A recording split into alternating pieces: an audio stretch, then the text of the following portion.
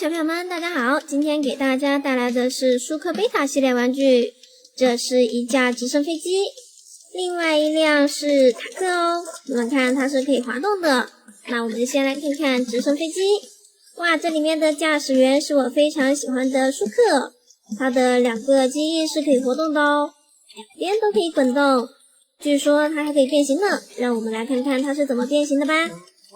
這是它的尾巴可以摘下來，這裡也是可以打開的哦。哇，你們看，這樣就清楚的看到我們的舒克啦。它戴着紅色加藍色的帽子，還有2隻大大的耳朵，非常的可愛哦。放到一邊先，再將這裡合攏，然後將這2個機翼給它收起來。這裡還有一個小孔，這個小孔應該是可以插入我們的舒克腦袋的。這個尾巴剛好也有2個小孔，是插在這裡的。哪裡還可以變形呢？這下面還有一個夾子哦。小朋友們快看，這是一隻甲殼蟲，它是由直升飛機變形成的，看起來還挺可愛的樣子。那我們先將它放到一邊。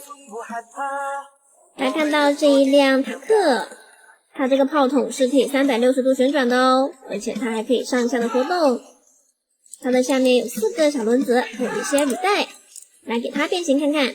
先將它的這個炮筒摘下來，這2邊可以分開哦。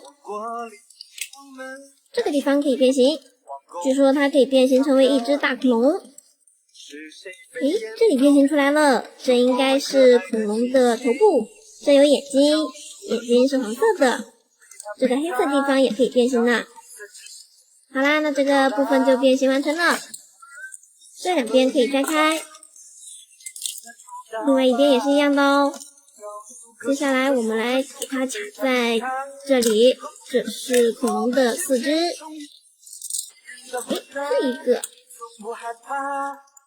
是這樣卡的，這是恐龍的2條前肢，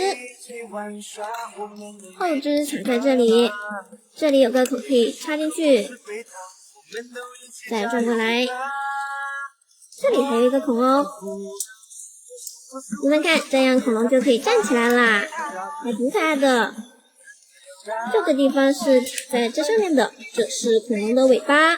哇，看剛剛的坦克已經變形成了恐龍的形態哦。你們知道這是一隻什麼恐龍嗎？知道小朋友可以在評論區告訴我。好啦，那今天給大家準備好的直升飛機變形成了甲殼蟲，另外我們的坦克变形成了一隻大恐龍哦。你們是喜歡甲殼蟲還是喜歡大恐龍呀？好啦，我們下期節目再見，拜拜。